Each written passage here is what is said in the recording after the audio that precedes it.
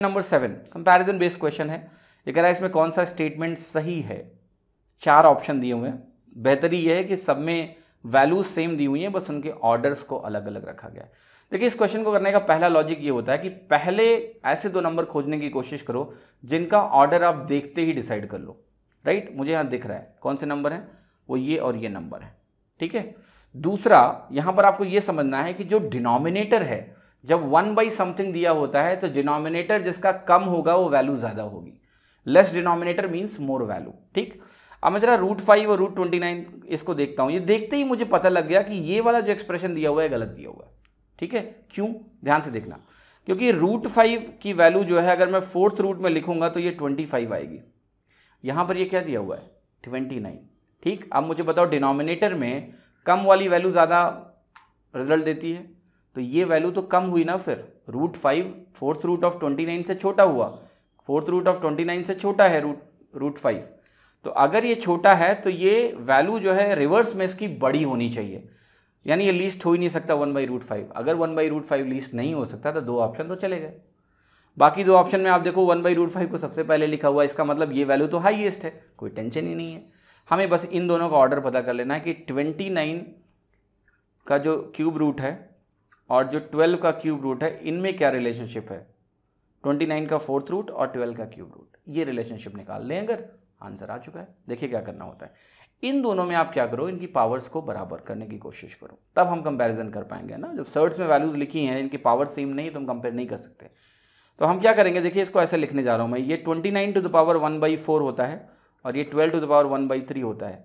इन्हीं नंबर्स को मैं ऐसे रिप्रेजेंट करने जा रहा हूँ कि 29 to the power cube to the power 1/12। अब देखो मैंने इस एक्सप्रेशन को नहीं बदला है।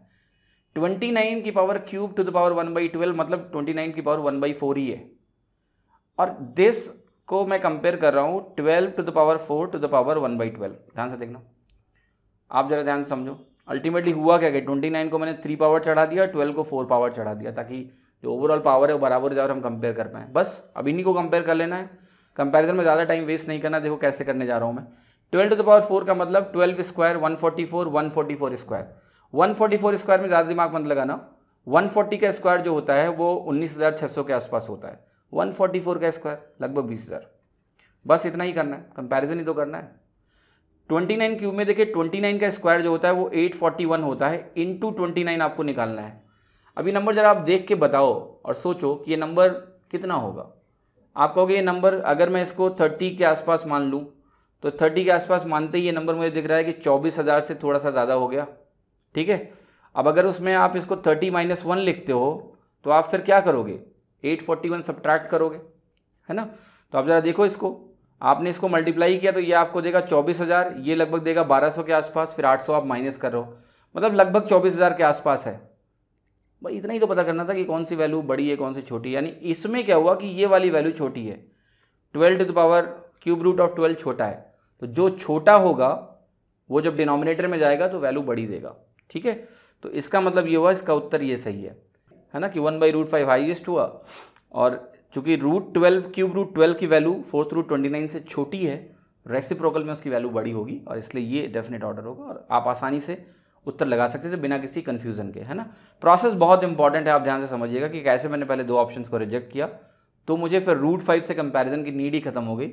वो वैल्यू ऑलरेडी हाईएस्ट मिल गई मुझे, ऑप्शंस में दिख रहा था, फिर 2 वैल्यूज बची तो 2 वैल्यूज को मैंने कंपेयर किया और आंसर आ गया। ठीक है। Question number 34। क्वेश्चन नंबर 34 देखिए क्या कह रहा है कि एक ट्राइंगल दिया हुआ है और इस ट्राइंगल के भीतर इन्होंने एक क्वाड्रिलेटरल बनाया हुआ है कुछ करके, और कह रहे हैं कि बताओ कि इसका एरिया क्या होगा इस वाले क्वाड्रिलेटरल का, है ना। चतुर्भुज ABCD का क्षेत्रफल एरिया बताना है आपको, और बहुत सारी इन्फॉर्मेशन दी हुई है उन्होंने, साइड्स के बारे में लिखते हैं उनको।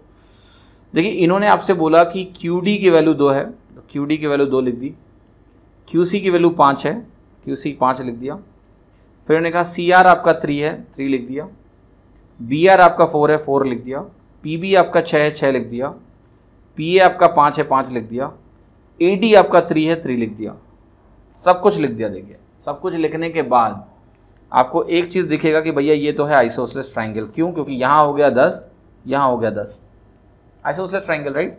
5 3 8 2 10, 6 4 10, बट ये वैल्यू 8 ही है। अब अगर ये आइसोसेलेस ट्राइंगल है सर, तो I can drop A perpendicular, आपको पता है कि परपेंडिकुलर क्या होगा, यहाँ पर ये इसको बाइसेक्ट करेगा, ये 4 होगा, ये 4 होगा, यहाँ पर भी ये एंगल बाइसेक्टर हो जाता है, थीटा और थीटा, है ना। तो अगर ये एंगल मैंने थीटा और थीटा मान लिया तो आप यहाँ से देखो ध्यान से, तो आप साइन थीटा की वैल्यू लिख सकते हो। तो साइन थीटा की वैल्यू कितनी आ रही है सर, अगर ये वैल्यू आपकी 10 है, ये वैल्यू आपकी 4 है, तो ये परपेंडिकुलर हुआ 4 और ये 10, यानी 2/5 हो गया साइन थीटा की वैल्यू, ठीक है। तो मैंने यहाँ से साइन थीटा की वैल्यू लिख दी। क्या मैं कॉस थीटा की वैल्यू भी लिख सकता हूँ? हाँ बिल्कुल, कॉस थीटा की वैल्यू मैं लिखूंगा यहाँ से। तो देखो ये 10 है और ये 4 है, मुझे दिख रहा है। तो कॉस थीटा अगर हम यूज़ करते हैं, देखिए मैं बेस अपॉन हाइपोटेन्यूस लिखना पड़ता है, तो आपको ये 100 - 16 करना पड़ेगा। 100 - 16 आपका आ जाता है 84, फिर 84 में आप 4 को बाहर निकालने की कोशिश करो तो आपका ये बन जाएगा 2√21, ठीक है। तो कॉस थीटा आपका हो गया 2√21/10, यानी अगेन √21/5 आ गया। अब आप कहोगे क्यों कर रहे हो, क्योंकि सर इस ट्राइंगल में ना, ट्राइंगल का एक तरीका होता है एरिया निकालने का, जिसमें आप कहते हैं ना 2 साइड्स अगर मालूम है, देखिए इस ट्राइंगल की अगर बात करूँ तो 2 साइड्स पता है, इंक्लूडिंग एंगल अगर पता चल जाए तो हम निकाल सकते हैं उसकी वैल्यू, राइट। साइन थीटा का फॉर्म होता है AB साइन थीटा, तो उसी को मैं यूज़ करने की कोशिश कर रहा हूँ। तो देखिए ये वाला एंगल क्या है, 2 थीटा है, और यहाँ पर अगर इस एंगल को आपने मान लिया 2 थीटा है, ध्यान से देखना, ये एंगल थीटा हो गया, तो ये कितना होगा 90 - थीटा, ये कितना होगा 90 - थीटा, है ना। क्योंकि सवाल यहाँ देखिए आइसोसेलेस ट्राइंगल का एरिया तो निकल जाएगा, आइसोसेलेस ट्राइंगल का एरिया तो निकल जाएगा, लेकिन उससे काम नहीं बनेगा, हमें फिर इन ट्राइंगल्स के एरिया को घटाना भी पड़ेगा। तो इसलिए ये सब एक्सरसाइज में कर रहा हूँ। तो ये निकल गया देखिए। अब इसको निकालने के बाद फिर हम क्या करेंगे, हम सारा आंसर अब लिखने जा रहे हैं, ठीक है। बहुत आसानी से निकल जाएगा, कोई दिक्कत नहीं, थोड़ी कैलकुलेशन है। देखिए यहाँ पर आप निकालोगे साइन 2 थीटा। अगर आपने साइन 2 थीटा निकाला, क्योंकि मुझे यहाँ साइन 2 थीटा की ज़रूरत पड़ेगी, तो होगा 2 साइन थीटा कॉस थीटा, तो हो जाएगा 4√21/25, है ना। 2 sine theta into cos theta अगर आप करोगे तो ये बनेगा 4√21/25। ये वैल्यूज निकल गई। अब जरा एरिया लिखने की कोशिश करते हैं, ध्यान से देखना आप। मैं यहाँ आया, पहले देखो पूरे आइसोसेलेस ट्राइंगल का एरिया आपको लिखना है, तो वो कैसे निकलेगा, वो तो निकल गया। देखिए 1/2 into base 8 into height 2√21, cancel out कर दिया तो बन गया 8√21, ठीक है। तो 8√21 मुझे एरिया दिख रहा है, जो कि आइसोसेलेस ट्राइंगल का एरिया होगा, ठीक है, उसमें कहीं कोई टेंशन नहीं है। अब इसके बाद सवाल उठा कि अब बाकी ट्राइंगल्स के एरिया लिखते हैं इनके, और फिर क्वाड्रिलेटरल का एरिया निकल जाएगा, ठीक है। तो उनको लिखता हूँ मैं जरा। इस ट्राइंगल को जरा ध्यान से आप देखना, तो ये क्या बनेगा, 5 × 6 30, ठीक है। 5 × 6 30 हुआ, 30/2, क्योंकि 1/2 5 × 6 इंटू साइन 2 थीटा। तो मैं क्या कर रहा हूँ, देखिए 5 × 6 आपका बना 30, 30/2 कितना हुआ 15, तो मैं सीधे लिख रहा हूँ 15 इंटू साइन 2 थीटा। अब साइन 2 थीटा में जरा ध्यान से देखना कि ये √21/25 आ रहा है। मैं एक चीज़ आपको बता रहा हूँ कि साइन थीटा में नीचे 5 आ रहा है, कॉस थीटा में नीचे 5 आ रहा है, और √21 भी आ रहा है, और साइन 2 थीटा में भी √21 कहीं ना कहीं आने वाला है। प्लस इस ट्राइंगल में ये वाला एंगल 90 - थीटा है, तो अगर आप साइन 90 - थीटा लिखोगे तो ये कॉस थीटा हो जाएगा, ये भी कॉस थीटा हो जाएगा। यानी जितने भी एरिया आप लिखने जा रहे हो उसमें √21 जो है, मतलब कॉस थीटा का यूज़ होना है तो √21/5 तो होगा ही होगा। यहाँ साइन 2 थीटा है तो उसमें भी √21/5 तो है ही है ना। 4/5 इंटू √21/5 ये दिया हुआ है यहाँ पर। सारे ऑप्शन भी सजेस्ट कर रहे हैं भैया √21 तो आना है, और साथ में 5 भी आना, तो ये 2 ऑप्शन तो ना होने वाले, इनको हटा लो, टाइम वेस्ट करने की जरूरत नहीं है, इन दोनों पे फोकस करना है, इन दोनों में से कोई सही है। बिकॉज एग्जाम में कई बार आप फ्रस्ट्रेट होते हो ना, तो कम से कम 2 ऑप्शन रिजेक्ट करके इन्हीं में से कुछ तुक्का भी लगा सकते हो। एनीवेज हम सॉल्व करते हैं इसको। अब देखिए 4√21/25 है, मुझे पता है √21 हर जगह आना है, 5 दिया हुआ है, तो मैं ज़रा उस पर ध्यान नहीं दूंगा सर, ठीक है। मैं उसको लिखूंगा नहीं, मैं डायरेक्टली देखिए कैसे लिख रहा हूँ। ये हो गया 15 हो गया। फिर देखिए साइन 2 थीटा जब मुझे लिखना है, तो मैं देखिए यहाँ पर क्या लिखने जा रहा हूँ, थोड़ा समझिएगा। मैंने यहाँ सिर्फ 4/5 लिखा, क्यों, √21/5 डेलिबरेटली मैंने छोड़ दिया, वो बाद में मैं ऐड कर दूंगा, बाद में मल्टीप्लाई कर दूंगा, क्योंकि वो सब में आना है, छोड़ देते हैं, तो ये थोड़ा आसान हो जाता है फिर लिखना। तो 15 × 4/5 आपने देखा, सिंप्लीफाई करो तो ये आपका आ गया 12, ठीक है। फिर आप यहाँ आओ, यहाँ पर आप लिखोगे 2 × 5 10, 10/2 आपका कितना होगा 5, 5 इंटू कॉस थीटा, मैं सिर्फ 5 लिखूंगा क्योंकि कॉस थीटा √21/5 मैं निकाल के बाहर अलग के लिए रख रहा हूँ। 3 × 12, 12/2 6, 6 इंटू साइन 90 - थीटा, फिर से कॉस थीटा हुआ, तो 6 इंटू जब कॉस थीटा की बात आई तो √21/5 आएगा, मैं इसको 6 ही लिखूंगा, ठीक है। अब ये वैल्यू सम करना जरा कितना आ रहा है, ये वैल्यू आपकी रही 23, तो ये वैल्यू आपकी 23 निकल के आ गई। आप जरा ध्यान से देखना कि मैंने किस कंपोनेंट पे बिल्कुल ध्यान नहीं दिया है, वो √21/5 है। जरा एक बात ध्यान से देखो, यहाँ पर भी वही करता हूँ, ये 8 था, इसको मैं अगर 40/5 कर लिख दूँ तो एरिया तो अभी भी वही है, 8√21 ही है, ठीक है। तो यहाँ पर ध्यान से देखना √21/5, यहाँ भी मैं फिर इसको इग्नोर करने जा रहा हूँ। तो जो आइसोसेलेस ट्राइंगल का एरिया है वो 40 × √21/5 है। ये जो बाकी के ट्राइंगल्स है वो 23 × √21/5 है। इन दोनों का जो डिफरेंस होगा वो क्या होगा, ये क्वाड्रिलेटरल का एरिया होगा। डिफरेंस आप देख रहे हो कितना बन रहा है, 17। हो गया आंसर, खत्म हो गया क्वेश्चन, है ना, टेंशन लेनी ही नहीं। तो कैलकुलेशन इसमें थोड़ी सी थी, बट अगर आप सही तरीके से करोगे तो ज़्यादा टाइम लेगा नहीं। मैं समझा रहा हूँ इसलिए इतना टाइम लग रहा है, वरना छोटा सवाल है, आराम से हो जाएगा, कोई दिक्कत नहीं, बस थोड़ा सा कैलकुलेटिव है ये क्वेश्चन। चलिए क्वेश्चन नंबर 35, बहुत प्लीजिंग क्वेश्चन है। क्वेश्चन क्या कह रहा है कि फिगर में ABCD एक स्क्वायर है जिसका साइड 14 है, यानी ये वैल्यू आपकी 14 दी हुई है। E और F मिड पॉइंट दिए हुए हैं, बहुत बढ़िया, ये मिड पॉइंट हो गए। AB और DC जो है इसके मिड पॉइंट है, फाइन। EPF कह रहे हैं कि सेमी सर्कल है, इसका डायमीटर EF है, ये डायमीटर E है और ये F है ना, और ये EPF क्या है, सेमी सर्कल है। आपको बताना है कि what is the radius in the shaded region, जो भी आपको इन्होंने प्रोवाइड किया हुआ है वो बता रहे हैं कि आप बता दो, ठीक है। देखिए इन्होंने P पॉइंट के बारे में कोई बात नहीं करी है, बट अगर ये सेमी सर्कल होगा तो ये सिमेट्रिक होगा, तो ये भी कहीं ना कहीं इसका मिड पॉइंट ही होगा। और यहाँ इन्होंने कुछ मेंशन नहीं किया है, बट ये L भी इसका मिड पॉइंट होगा। L के बारे में इन्होंने कुछ नहीं बोला, बट LMNO को ये बोल रहे हैं कि एक स्क्वायर है, ठीक है। तो इस क्वेश्चन को देखिए, बहुत आसान सवाल है, मैं उम्मीद करता हूँ आप सब लोगों ने इस सवाल को किया होगा, बट इस सवाल को ना चुटकियों में कर सकते हैं कि कुछ भी नहीं, कलम उठाई और आंसर लगा दिया 94.5। यही चाहिए ना आपको, बताता हूँ वैसे। देखिए पहली बात तो ये कि मैं हमेशा अपनी क्लास में बच्चों को एक चीज़ बताता हूँ, ठीक है, कि कुछ स्टैंडर्ड रिजल्ट्स आपको पता होना चाहिए, ठीक है। जब मैं लास्ट ईयर का पेपर भी सॉल्व कर रहा था तो मैंने ये बात बोली थी, उसमें स्टैंडर्ड रिजल्ट में है कि सर्कल में जब भी रेडियस सर्कल का 7 होता है तो उसके 3 पैरामीटर्स बहुत इंपॉर्टेंट हैं। एक तो रेडियस जब 7 होगा तो पेरीमीटर 44 होता है और जो एरिया होता है 144 होता है, पहली चीज़, ठीक है।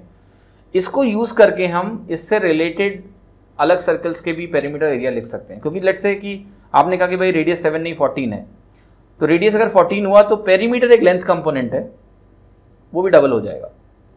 एरिया लेंथ स्क्वायर कंपोनेंट है, मीटर स्क्वायर सेंटीमीटर स्क्वायर बोलते हो आप एरिया को। तो अगर रेडियस डबल हुआ, लेंथ कंपोनेंट डबल हुआ, एरिया 4 टाइम्स हो जाएगा, 154 टाइम्स 4 हो गया।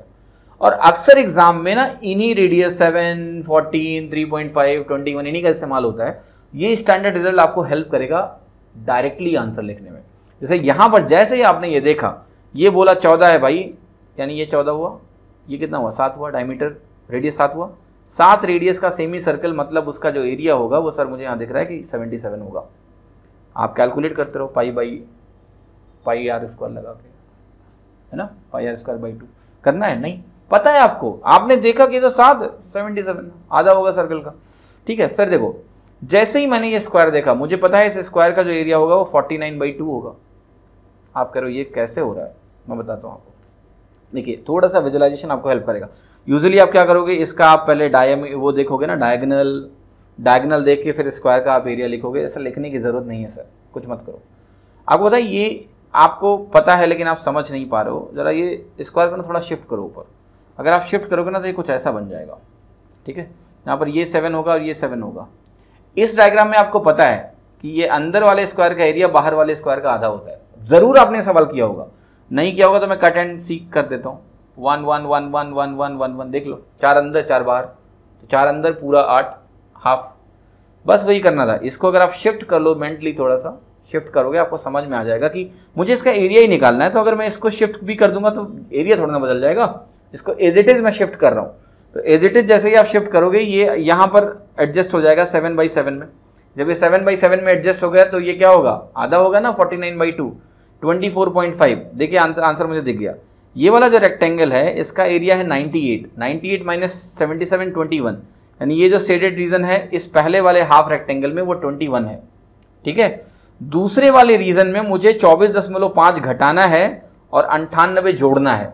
आप मुझे बताओ अल्टीमेटली क्या करना है, 98 में 3.5 कम करना है। देखो 98 में 21 जोड़ना है और 24.5 घटाना है, 98 में 3.5 कम करना है, यही आंसर होगा। अरे आप 98 देख के मार्क कर सकते थे कि 98 में थोड़ा सा कम होगा, थोड़ा सा कम एक ही ऑप्शन है सर, बाकी नीचे वैल्यूज देख रहे हो आप कितनी है, 70 हो सकता है, सवाल ही नहीं उठता, समझ रहे हो आप। तो ओवरली मार्क कर देते हैं, आपको पता है कि आपका आंसर 98 से कम आने वाला है, बस इतना सफिशिएंट था मार्क करने के लिए दूसरा ऑप्शन। आसानी से हो सकता है। देखिए वही सवाल, देखिए डिफरेंस कहाँ आता है, डिफरेंस आता है how much time you take in a particular question. बस कौन कितना जल्दी एक क्वेश्चन को कर लेता है। ये बहुत आसान सवाल था, सबने किया होगा एग्जाम में, बट सवाल ये टाइम कितना लिया आपने, 10 सेकंड लिया या 1 मिनट लिया, 2 मिनट लिया, वही डिफरेंस क्रिएट करता है कि आप 50 अटेम्प्ट करके आ रहे हो या 75 या 95, राइट। तो you have to make sure कि आप अपना जो अप्रोच है, आपका जो अपना कैलकुलेशन का तरीका है, जो अंडरस्टैंडिंग का तरीका है, विजुअलाइजेशन का तरीका है, अगर वो इंप्रूव कर लोगे, इस पेपर में कुछ नया था ही नहीं, मैं आपको दिखा रहा हूं करके। लैक ऑफ विजुअलाइजेशन ही प्रॉब्लम करता है। देखिए ये सवाल अगेन, जब भी मैं क्लास में इक्विलेटरल ट्रायंगल पढ़ाता हूं तो मैं एक स्टैंडर्ड इक्विलेटरल ट्रायंगल पढ़ाता हूं सर। ये देखिए कि जब भी इक्विलेटरल ट्रायंगल की साइड 2 होती है तो उसका जो एरिया होता है वो √3 होता है, उसका जो अल्टीट्यूड होता है वो भी √3 होता है, उसका जो सर्कम रेडियस होता है वो 2/√3 होता है, उसका जो इन रेडियस होता है वो 1/√3 होता है, उसका पेरीमीटर क्या होता है 6 होता है। ध्यान के रखना है कि कौन से लेंथ कंपोनेंट है, कौन से एरिया कंपोनेंट है। लेंथ लेंथ लेंथ कैसे समझोगे, लेंथ को पता है आपको, किसको मीटर में रिप्रेजेंट करेंगे, किसको मीटर स्क्वायर में, बस पता लग गया। तो ये सर्कम रेडियस, इन रेडियस सारे ये हो गए। अब देखिए यहाँ पर एरिया जो है ये लेंथ स्क्वायर कंपोनेंट है, ठीक है। अब देखो आपको क्या फायदा होता है इससे कि एग्जाम में आपको पता है कि कोई भी इक्विलेटरल ट्रायंगल अगर उसका साइड 2 है तो उसका एरिया √3 होगा। अगर आपने साइड को डबल किया, साइड को डबल किया यानी लेंथ कंपोनेंट डबल हुआ, एरिया कंपोनेंट क्या होगा 4 टाइम्स हो जाएगा। जैसे सर्कल में हो रहा था यहाँ भी यही हो रहा है। तो आपको अगर मैं एक इक्विलेटरल ट्रायंगल दूं जिसका साइड 4 है तो उसका एरिया क्या होगा, साइड आपको होगी 2 टाइम्स हुआ, लेंथ कंपोनेंट डबल हुआ, एरिया 4√3 हो जाएगा 4 टाइम्स। आपने कहा ये साइड 6 हो गया, मैं कहूँगा ठीक है, आपने साइड को 3 टाइम्स किया, 3 टाइम्स किया तो एरिया कितना होगा, स्टैंडर्ड रिजल्ट का 9 टाइम्स होगा, 9√3। तो लोग √3/4 करते रहे एग्जाम में ना, आपको पता है कि उसका एरिया क्या होगा। लास्ट ईयर के पेपर में कम से कम एक ही पेपर में 3 सवाल मिले थे जो सीधे स्टैंडर्ड इक्विलेटरल ट्रायंगल के इस रिजल्ट से डायरेक्ट हो रहे थे, कुछ भी नहीं करना था आपको।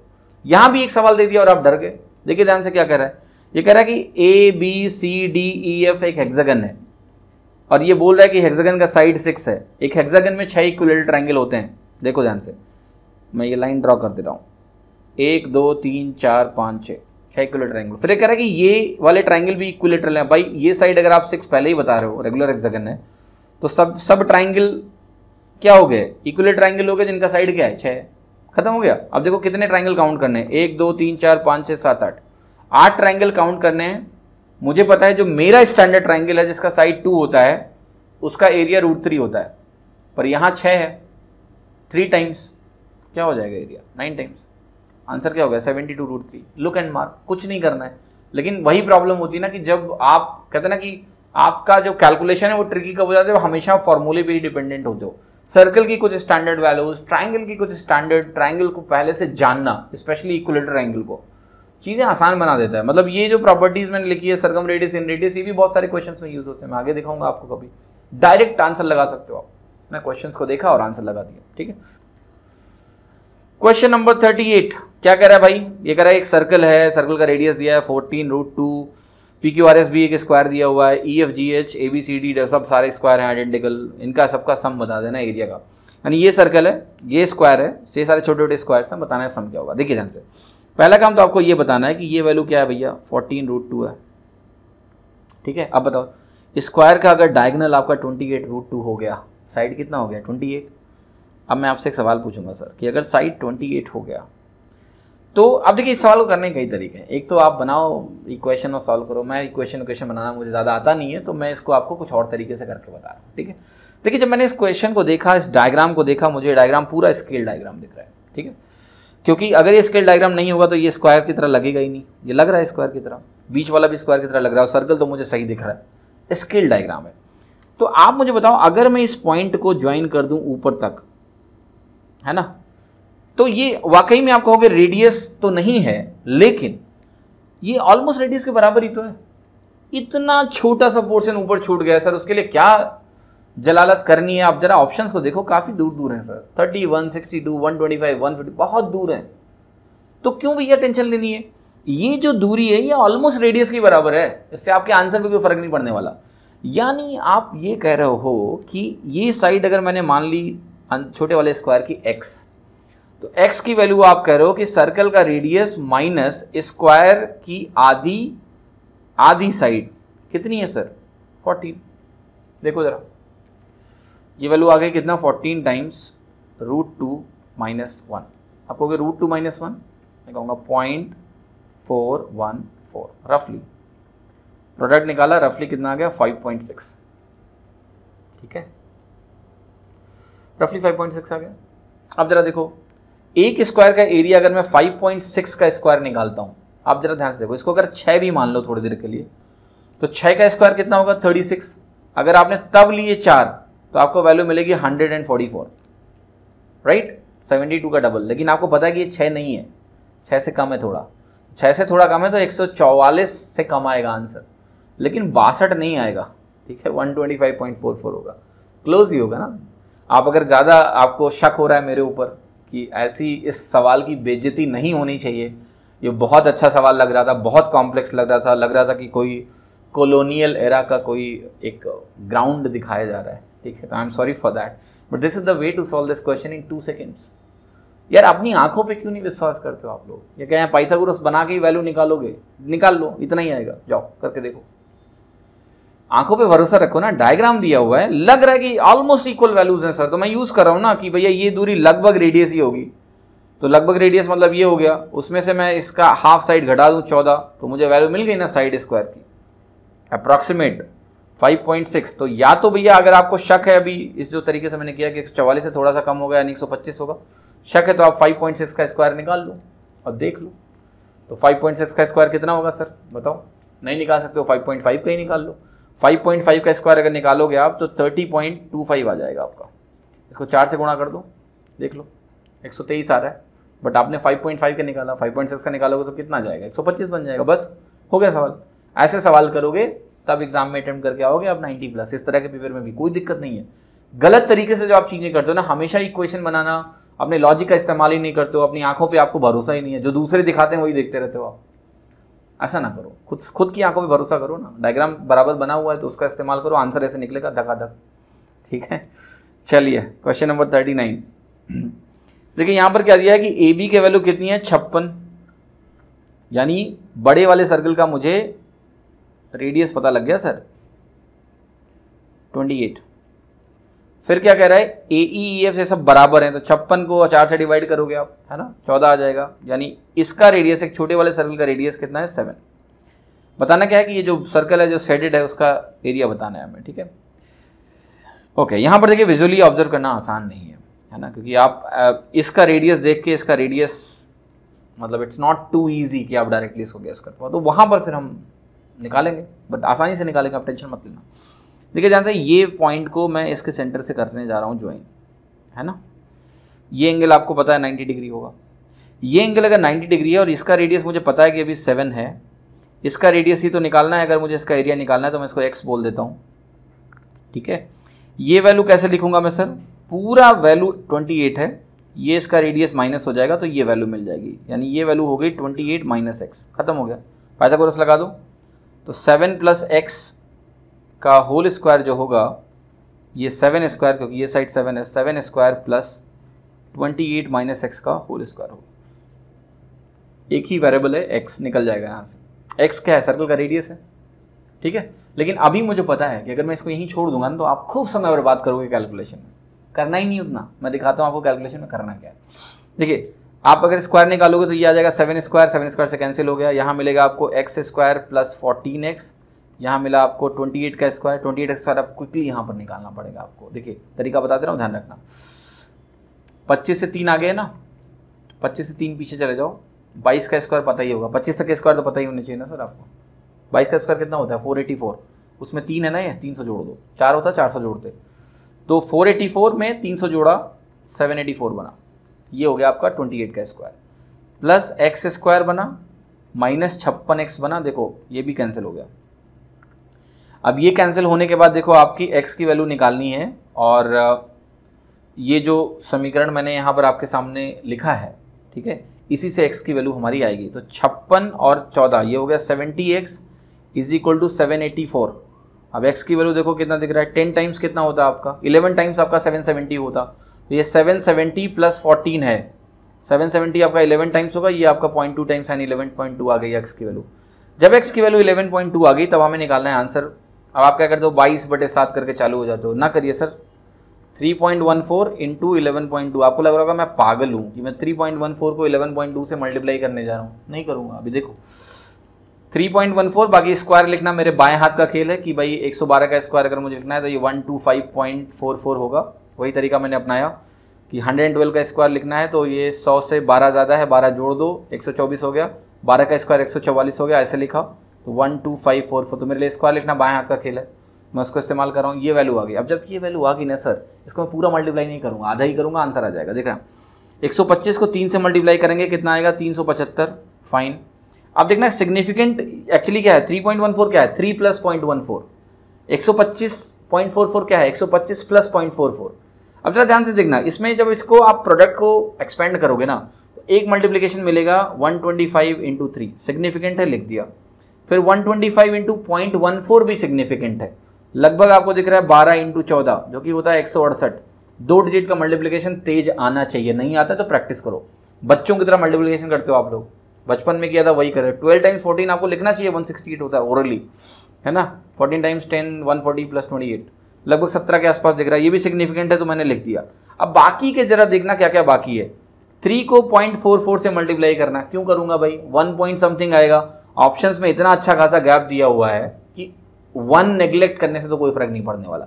3 इंटू 0.4 1 पॉइंट समथिंग, छोड़ो 0.14 इंटू 0.44 क्या ही फर्क पड़ेगा, इससे तो डेसिमल में ही रहेगा, छोड़ दो, हो गया काम। बस इसी के करीब आंसर होगा। 375 प्लस 17 392, चौथा ऑप्शन हो गया। तो देखिए कैलकुलेशन करना भी एक आर्ट है कि कितनी कैलकुलेशन आप करते हो। अगर मेरे से आप बात करोगे तो once I get this value to be 11.2, इसके बाद मुझे पेन नहीं उठाना पड़ेगा and I can orally mark answer 394.24 within few seconds, because I can quickly think mentally 3.14 into 125.44, 375 is significant, then 17 is significant, others are not significant. Orally I can mark the answer, but वरना आप तो 22/7 लिख के चालू हो जाते हो, जब तक डेसिमल के 2 अंक नहीं मिलते आपकी आत्मा को शांति नहीं मिलती है। ऐसा ना करें, ठीक है। थोड़ा सा कैलकुलेशन की अगर आप प्रैक्टिस करोगे तो आप इस एग्जाम में एस कर सकते हो। इन पेपर्स में थोड़ा कैलकुलेशन है, बट कैलकुलेशन भी इतना टीडियस नहीं है। गलत तरीके से करते हो तो वो टीडियस हो जाती है, फिर अदरवाइज नहीं है। कितने सारे क्वेश्चन ऐसा ओरली भी निकले हैं। आगे बढ़ रहे हैं, क्वेश्चन नंबर 43 देखते हैं क्या कह रहा है। कि एक सॉलिड सिलेंडर है जिसका रेडियस बेस का 14 है, हाइट 15 है, 4 identical cylinder cut from each base, okay, ऊपर से भी नीचे से भी, और हाइट दिया है स्मॉल सिलेंडर की 5 दी हुई है। इस तरह का सिनेरियो है, बताना है सरफेस एरिया क्या होगा। बहुत बढ़िया सवाल है, पर थोड़ी सी अंडरस्टैंडिंग डेवलप करोगे तो आराम से होगी। देखो ध्यान से, मैं इसका 3D प्रोजेक्शन आपको दिखाता हूँ।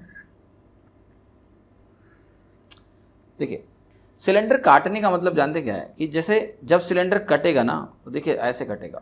यहाँ पर 2D व्यू दिया हुआ है इसलिए इतना मज़ा नहीं आ रहा है देखने में। ऐसे कटेगा सर, 4 सिलेंडर हैं, बगल बगल में लगा के काटो, ठीक है।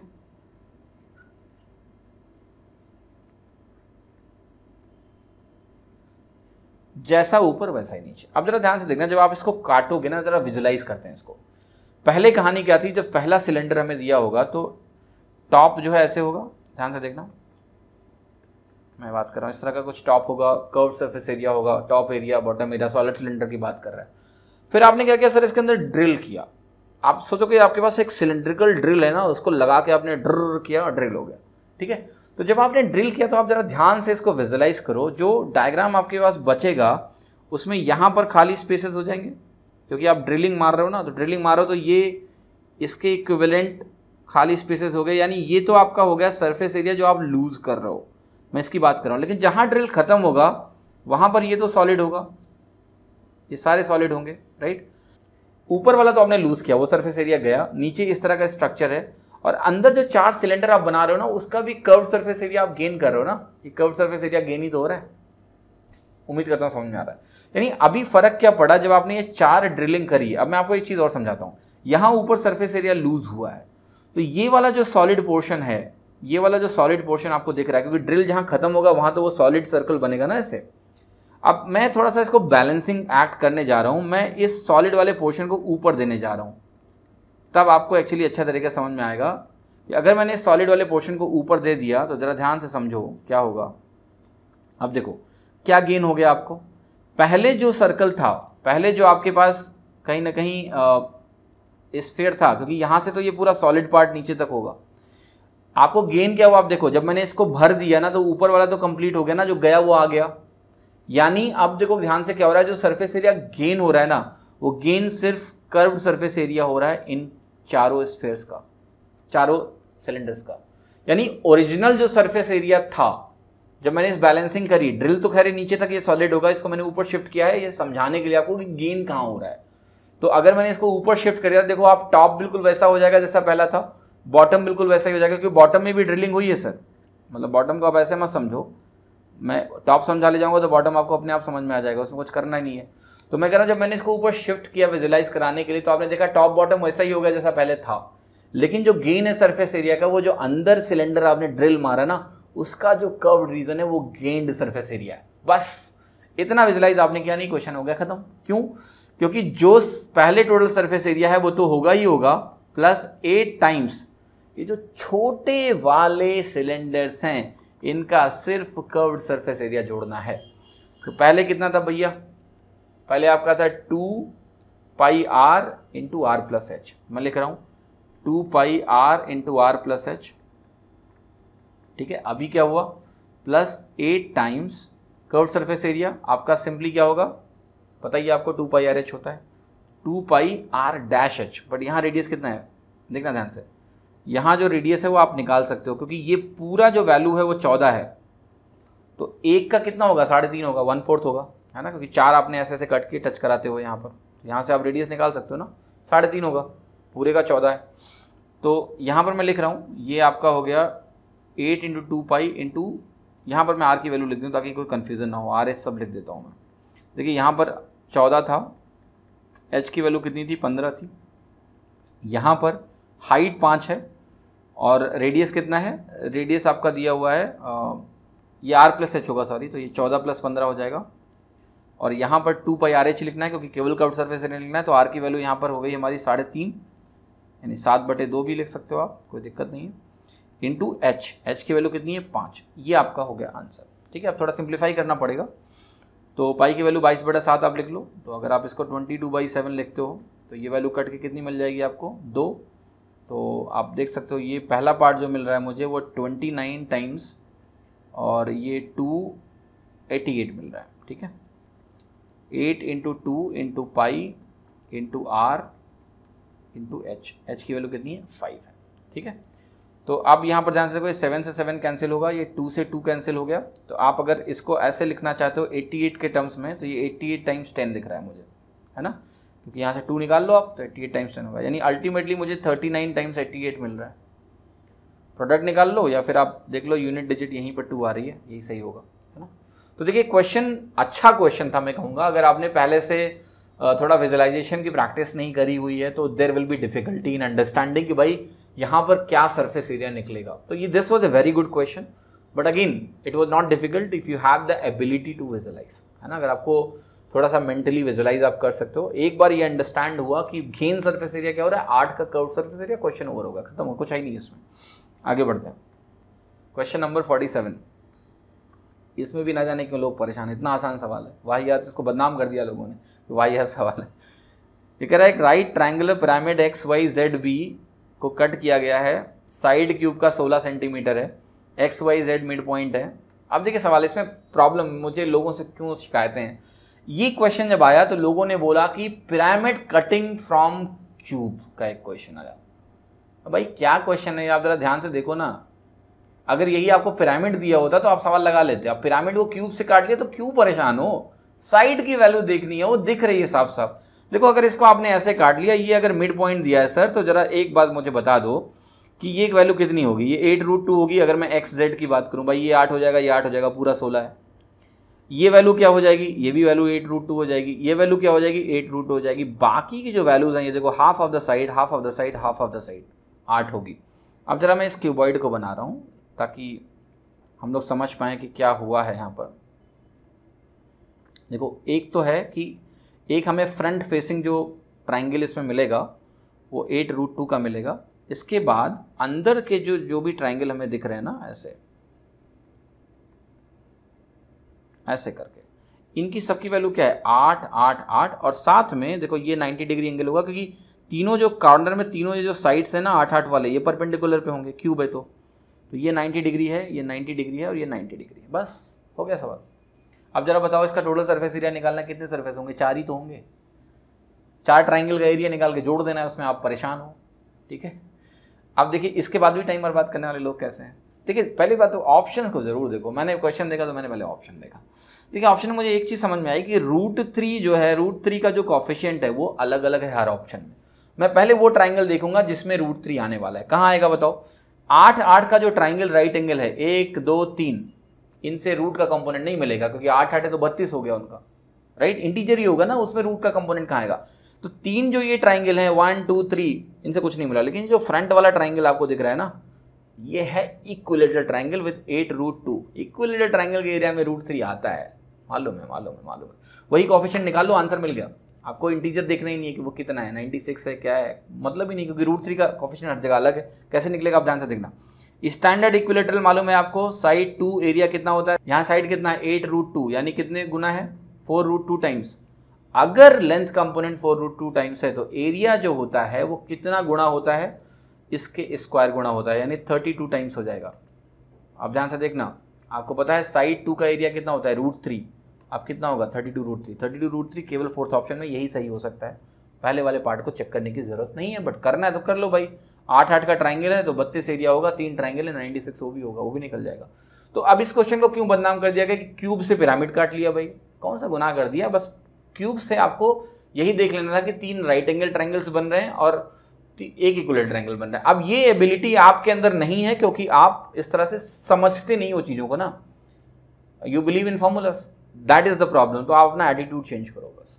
ये कुछ ऐसा क्वेश्चन नहीं था जो रिमार्केबल था, रॉकेट साइंस था, कोई बोले तो मानना भी मत, था ही नहीं कुछ ऐसा। बट सवाल ये कि क्या आपने अपने आप पे बिलीव करके इस क्वेश्चन को देखा कि क्या दिया हुआ है इसमें? तो ये एक पिरामिड दिया हुआ है, तो पिरामिड की देख लो, ट्रायंगुलर पिरामिड में क्या क्या साइड से निकल गया सरफेस एरिया, कुछ भी नहीं था। पर वो एक स्टेप आप नहीं सीख पाए, आप इस डायग्राम को देख के डर गए कि क्यूब में से पिरामिड काट लिया गया। आपकी जेब नहीं काटी गई थी, निकाल सकते थे, आराम से निकलेंगे क्वेश्चन ऐसे। अब देखिए ये बहुत ही ड्रेडेड क्वेश्चन था, लोग इसको देख के डर गए, है ना। तो देखिए जब डर जाओगे तो क्या होगा, फिर तो आपसे कुछ आगे नहीं होने वाला है। तो डरना ही नहीं था, ये क्वेश्चन बहुत आसान था। देखिए जब भी क्वेश्चन समझ में नहीं आता है तो उसको थोड़ा सा ध्यान से पढ़ोगे तो आपको समझ में आएगा। पहली बात तो पढ़ के इसको कराता हूँ और समझाता हूँ आपको। ये कह रहा है कि एस की वैल्यू क्या है, ये सीरीज दी हुई है, आपने सीरीज देख के आप डर गए, ठीक है, आपको डरना नहीं है। देखो पहली बात तो ये कि ये कह रहा है 20 टर्म्स में, और ये सीरीज जो है कॉम्बिनेशन ऑफ 2 सीक्वेंस है, 2 सीरीज का कॉम्बिनेशन है। देखिए ध्यान से, अगर मैं एक सीरीज को इसमें डिफाइन करूं, उसको मैं S1 बोलता हूं, तो ध्यान से देखना, ये वाली जो सीरीज है जिसमें 3 टर्म डिनोमिनेटर में आ रहे हैं, ये एक सीरीज है। और दूसरी एक ऐसी सीरीज दी हुई है जिसमें 2 टर्म डिनोमिनेटर में आ रहे हैं, ठीक है। और टोटल अगर 20 टर्म्स हैं तो आप मुझे बता दो कितने कितने टर्म्स होंगे दोनों सीरीज के? 10 और 10। ये पहली चीज समझनी थी। मैं लिख रहा हूं यहां पर 1/1 × 3 × 5 यहां दिया था, प्लस 1/3 × 5 × 7 दिया हुआ था। इसके कितने टर्म्स होंगे सर? 10 टर्म्स होंगे। यहां पर भी मैं आ रहा हूं, यहां पर ये 1 × 4 दिया हुआ था, प्लस यहाँ पर ये 1/4 × 7 दिया हुआ था। और इसके कितने टर्म्स थे? इसके भी 10 ही टर्म्स थे। तो ये चीज़ आप पहले फिगर आउट कर सकते थे बिना किसी प्रॉब्लम के। अब देखिए ये थोड़ा बड़ा लग रहा है, कोई बात नहीं, ये छोटा लग रहा है, इसको सॉल्व करने की कोशिश करते हैं।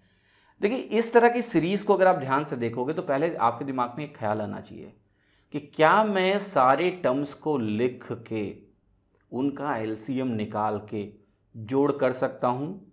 ठीक है, आपका दिमाग आपको खुद ही चेतावनी देगा कि ऐसा करना ब्रेन हैमरेज को इनवाइट करने के बराबर है, ठीक है।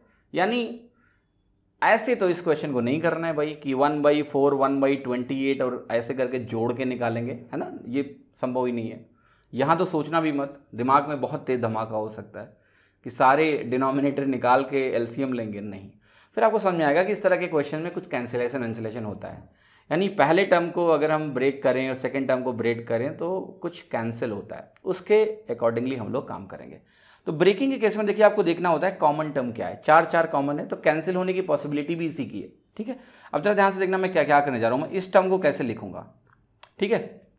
तो जब मैं इस टर्म को लिखूंगा तो आप कहोगे ये टर्म मैं ऐसे लिख सकता हूँ कि 1/1 - 1/4, ठीक है। पर आप कहोगे एक गलती हुई है, अगर हम इसको सिंप्लीफाई करेंगे तो ये आ जाएगा 3/1 × 4, है ना, क्योंकि 4 यहाँ जाएगा, 1 यहाँ जाएगा, 3/1 इंटू 4 आ जाएगा। तो मैं कहूँगा कोई दिक्कत नहीं है। अगर मैं इसको 3 से डिवाइड करूँ फिर तो कोई दिक्कत नहीं है। तो आप कहोगे नहीं नहीं अब सही हो गया। फिर मैं अगले टर्म में जाऊँगा, अगले टर्म में भी मैं वही करूँगा, 1/4 माइनस 1/7 लिखूँगा। फिर आप कहोगे एक गलती कर रहे हो आप। मैं कहूँगा क्या कहोगे, इसमें भी 3 न्यूमरेटर में आ जाएगा, ये 3/4 इंटू 7 हो जाएगा। तो इसका मतलब 1/3 से फर्दर डिवाइड करूँगा। तो मैं कहूँगा अच्छा मैं समझ गया।